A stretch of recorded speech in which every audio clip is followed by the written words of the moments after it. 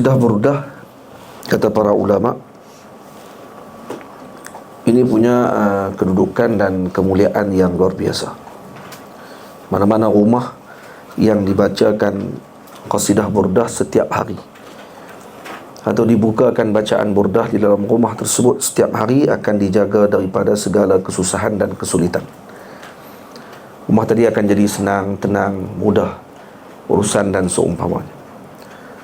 Dan rumah yang mempunyai qasidah burdah di dalam rumahnya sahaja disimpan, kata ulama, akan dijaga daripada pencuri ataupun sebarang kejahatan dan kerosakan. Dan jika dibawa qasidah burdah di dalam perjalanan, ianya akan mendapatkan kesenangan dan kemudahan di dalam perjalanan tersebut.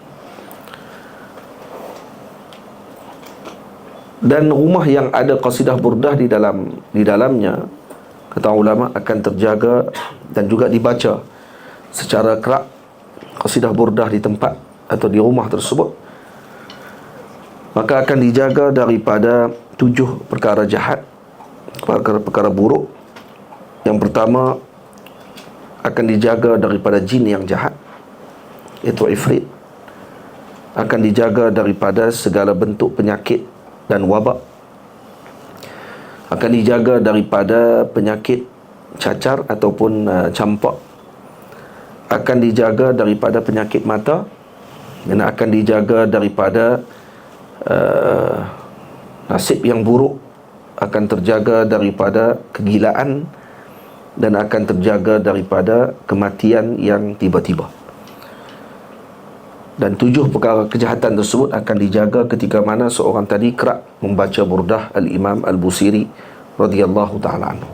Sehingga sebahagian ulama mengatakan bahawa burdah tidak disebutkan burdah, tapi disebutkan bur'ah, iaitu kerana pada bacaannya tersebut terdapat kesembuhan. Al-Imam Al-Busiri radhiyallahu anhu disembuhkan oleh Allah setelah menulis burdah, yang mana beliau sebelumnya dalam keadaan lumpuh. Dan setelah selesai burdah ditulis pada malam tersebut, beliau bermimpi melihat baginda Nabi menyelimuti jasad beliau dengan burdahnya Rasulullah. Dan sehingga keesokan paginya, setelah bangun daripada tidur, beliau boleh bangun dan berjalan seperti biasa, berkat burdah Al-Imam Al-Busiri. Al-Imam Al-Bajuri, Syekhul Azhar Al-Sharif, Imamul A'zam, Syekhul Islam wal Muslimin, telah menyebutkan di dalam syarahan burdah yang telah dikarang oleh beliau, kata beliau, pada bait yang ke-127, pada bait 127 di dalam burdah. Cuba buka bait yang ke-127 dalam burdah, bait yang ke-127. Wasal Hunainan wasal Badran wasal Uhuda fusulu hatfin lahum adha minal wakhami. Bait yang ke-27 dalam bab fi fasal, pada fi jihadin Nabi sallallahu alaihi wa alihi wasallam. Bait yang ke-127, jika seseorang tadi menulisnya dan meletakkannya di pintu rumah, atau menulisnya diletakkan di pintu kota, atau menulisnya dan diletakkan di mana-mana tempat, di bahagian depan ataupun di kebunnya, kalau ditulis dan diletakkan di kebunnya, maka akan terjaga daripada pencuri, akan terjaga daripada parasit, dan akan terjaga daripada perkara-perkara yang buruk yang akan masuk ke dalam rumah tersebut. Dan bait 127 ini juga, kata Al-Imam Al-Bajuri, barakahnya boleh untuk menambahkan hasil pada gandum, bali, ataupun dengan seumpamanya. Jadi abang boleh buat tu untuk menambahkan lagi roti canai kan. Tulis bait yang ke-127 dan diletakkan di kedai dan seumpamanya, dan ini akan ditulis nanti diletakkan di dalam zawiyah, masjid zawiyah, dan diletakkan di depan pintu rumah di zawiyah, insya-Allah. Al-Imam Al-Bajuri menulis bait yang ke-127 ini dan diletakkan di depan pintu rumah beliau. Diceritakan satu hari ada seorang pencuri ingin masuk ke dalam rumah Imam Bajuri, dan ketika dia sampai, maka didengar suara di dalam rumah, ada suara yang bercakap yang menyebabkan pencuri tadi lari pada ketika tersebut, tidak masuk kerana rupanya ada orang. Ingat tak ada orang, padahal dalam rumah waktu tu tak ada siapa, tapi pencuri tadi dengar ada orang dalam rumah yang sedang bersembang, menyebabkan pencuri tadi lari. Sekali lagi, setelah beberapa hari, pencuri tadi datang sekali lagi. Bila pencuri tadi datang, maka dia tahu kata dalam rumah tu tak ada siapa, dan Imam Bajuri tidak ada, keluarganya tidak ada. Lalu dia sampai dekat rumah tadi, tiba-tiba dengar suara daripada dalam rumah sebut mamnu' ad-dukhul, kata dia, ai la tadkhul, jangan masuk. Dalam bahasa Inggeris, do not enter, jangan masuk, kata dia. Bila sebut macam tu, terus dia lari. Dan Imam Bajuri mengatakan ini barakah bait yang ke-127 ditulis dan diletakkan di pintu rumah beliau. Jadi Imam Bajuri menulis bait 127 ni dan meletakkan di pintu rumah beliau. Dan insya-Allah moga-moga dengan barakah sambungan sanad kita dengan Burdah Al-Imam Al-Busiri, itu akan menyebabkan kita mendapatkan kebaikan tersebut. Jadi boleh diamalkan untuk kita letakkan bait yang ke-127 itu pada pintu rumah, pintu kota kita, pintu kampung kita, ataupun di dekat kereta kita, dekat kereta, ataupun di kebun, bagi yang ada kebun dan seumpamanya, diletakkan dan ditulis. Dan insya-Allah esok saya akan terangkan lagi, sebutkan lagi beberapa faedah bagi bait-bait yang seterusnya yang mempunyai kelebihan yang disebutkan oleh para ulama dengan kelebihan Burdah Al-Imam Al-Busiri. Cuma ada satu kisah kami dengan Burdah Al-Imam Al-Busiri beberapa bulan yang lepas. Kampung ini kebun-kebun di Pedu ni diserang dengan gajah. Jadi gajah masuk dan mengamuk lebih kurang hampir 4 bulan. Dan setelah 4 bulan, mereka bagi tahu kepada saya untuk di masjid pada waktu tersebut, di surau Jumaat, untuk kami tunaikan solat Jumaat, untuk tunaikan solat hajat, bagi mohon kepada Allah agar dihalau gajah-gajah tersebut. Jadi di sini sebab Pedu ni zawiyah dekat dengan bukit ni, dan gajah memang banyak di bukit tersebut. Ada lebih kurang dalam 12 ekor gajah yang masuk ke dalam kebun lebih kurang 4 bulan. Habis umpamanya pertanaman orang kampung dan seumpamanya, dirosakkan, seolah-olah macam ada sesuatu yang gajah tadi marah. Jadi kami pun setelah solat, saya pimpin solat hajat setelah Jumaat, kemudian saya maklumkan, baca doa, dan kemudian saya maklumkan kata antara amalan yang dilakukan oleh para ulama adalah dibacakan Burdah Al-Imam Al-Busiri di tempat binatang liar masuk. Jadi kami pun, saya minta untuk dibawa saya dan para santri pergi ke tempat kebun yang dimasuki gajah tersebut.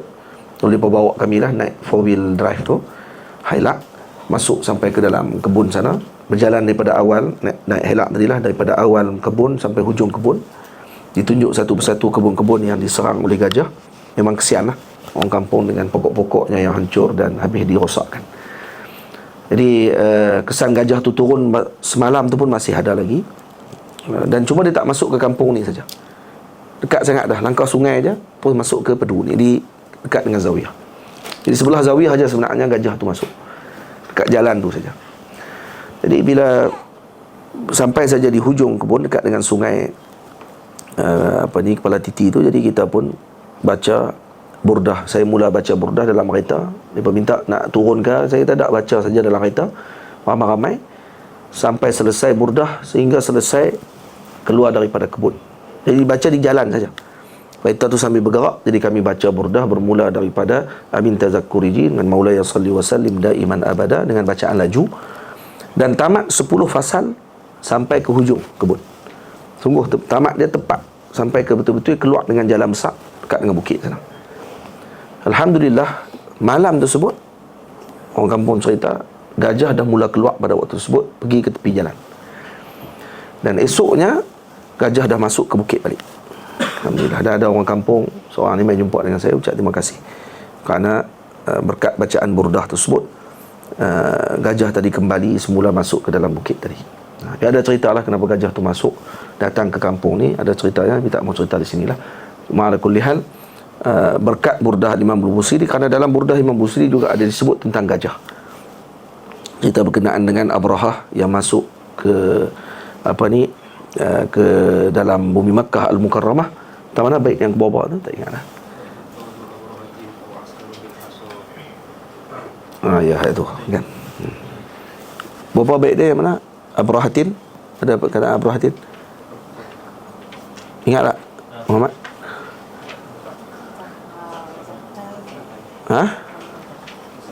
Wa askarin bihasa.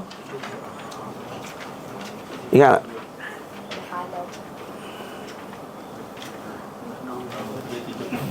tak? Baik 70 Baik yang ke 70. Baik yang ke 70. Kita tengok.